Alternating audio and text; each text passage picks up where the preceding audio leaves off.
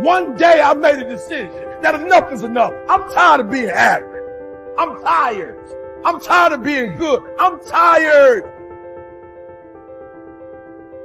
To get that good is a terrifying journey of self-discovery and confronting who you really are. Because you cannot make change until you acknowledge where you're actually at. Life is a fight for territory. And once you stop fighting for what you want, what you don't want will automatically take over.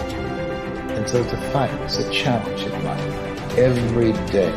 And what we have to do is embrace it. What we have to do is see it as a project to be worked on. I've read something once that I live by. It said, in life, you will always be faced with a series of God-ordained opportunities, brilliantly disguised as problems and challenges. I choose to make changes and not excuses. I choose motivation over manipulation. I choose to excel and not compete.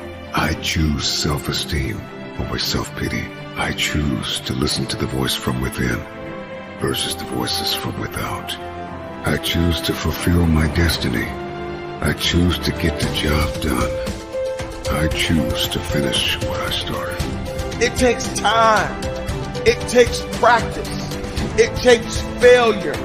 It takes getting up. It takes you trying it again. It takes doors closing. It takes people walking out. It takes time for you to get to your success. Sometimes it's gonna get dark, but you got to find the light. The light is within you. Believe in you when no one else does. Understand that your purpose will be fulfilled. It may not be today. It may not be tomorrow. It may not be next week. But it's coming. And as long as you're alive, you got to keep going. Get prepared for the success. Get prepared for the progress. You can make this you. Make this power yours. Yours to keep forever. Because this is what you're going to leave behind. This is what your legacy is made up of. The moments when you get knocked down but rise up over and over again. These are the building blocks of the legacy that you're constructing. These moments when you push forward and rise up over and over again. With everything I have to be the best that I can possibly be, better than I was yesterday. Better than people thought I could be. Better than I thought I could be. Then claim one victory that no one can ever take away from me, ever. A lot of you feel stuck because you're waiting for some kind of external force to either push you and pressure you to change and to be great and to be amazing, or you're waiting for somebody to give you permission. You're either sitting back because you need some sort of external motivation from somebody that's going to push you or praise you or pressure you in order to change, or some life circumstance, like maybe in your past you've experienced trauma or you faced something really scary and that was the thing that made you change. And then the second thing that people wait around for is permission. Look, those may or may not come in your life. If you are somebody that is sitting around waiting for some external force to come and do the work for you, that is such a losing bet. It's unbelievable. Maybe you'll get lucky. Maybe somebody will come, but more than likely, no one is coming. The only kind of force that will truly create change in your life is you. The internal kind of force. I hate to say it, but for those of you that feel really, really stuck, and you keep thinking that somebody's got to pick me, or somebody's going to discover me, or somebody's got to give me permission to write this book. It's ridiculous. This is external versus internal force. And what you have to figure out if you're stuck is, are you the kind of person that is guilty of needing, wanting, and waiting for external forces, people, an event, some outside force to kick you in the ass so that you'll finally do the stuff that you've been dreaming about doing? I want to tell you something. No one's coming. No one. The people in life that get what they want are the ones that aren't waiting for an external force to validate their dreams, to inspire them, to give them permission. It's the people that realize that success, that happiness, that control, it comes from the internal force. And what is the internal force? It's you.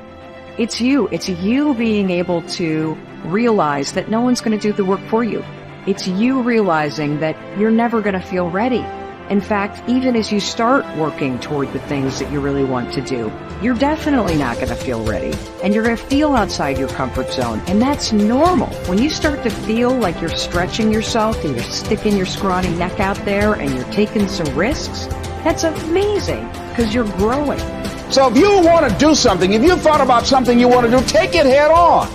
Decide that you're going to start looking at it, start doing research on it, start tackling it, start becoming involved in whatever and wherever it might lead you to begin to explore the possibilities in that particular thing that you're seeking so that you can begin to learn all you can about it.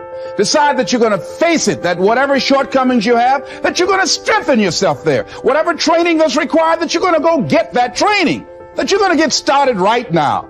George Washington Carver would say, do what you can, where you are with what you have, and never be satisfied. S.B. Fuller used to say, and you heard Joe Dudley talk about, always strive to be more than that which you are. Yeah, don't get satisfied with yourself.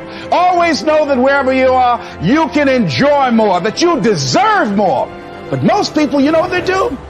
Most people go through life quietly and safely, tiptoeing to an early grave. Find out what it is you want, and go after it as if your life depends on it. Why? Because it does.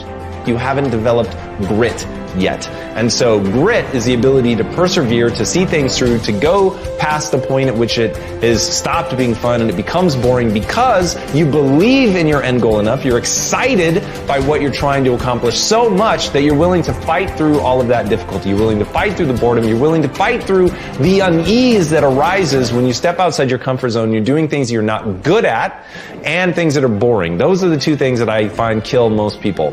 They just cannot handle the things that make them go, oh God, like I'm not very good at this and I'm feeling really badly about myself. And they forget that they can get good on a long enough timeline. And then two, inevitably, in any pursuit of greatness, in any endeavor where you're trying to gain mastery, you're going to get bored.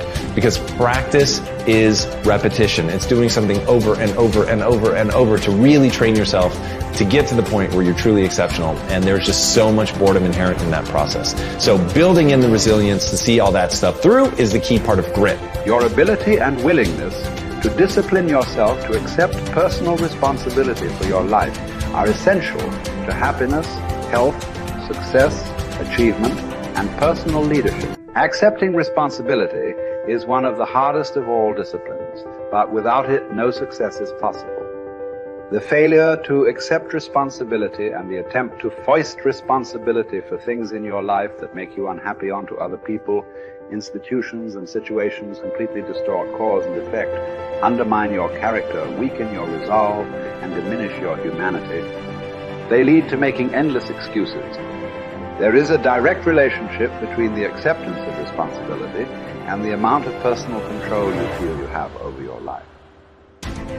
This means that the more you accept responsibility, the greater sense of control you experience. There is also a direct relationship between the amount of control you feel you have and how positive you feel. The more you feel that you have a high sense of control in the important areas of your life, the more positive and happy you are in everything you do. When you accept responsibility, you feel strong, powerful, and purposeful. Accepting responsibility eliminates the negative emotions that rob you of happiness and contentment. In every situation, the antidote to negative emotions is to say, I am responsible. Then look into the situation to find the reasons why you are responsible for what happened or for what is going on. Your intelligence is like a double-edged sword. It can cut in either direction. You can use your intelligence to rationalize, justify, and blame other people for things you are not happy about. Or you can use your intelligence to find reasons why you are responsible for what happened, and then take action to solve the problem or resolve the situation. You can make excuses or you can make progress. You choose.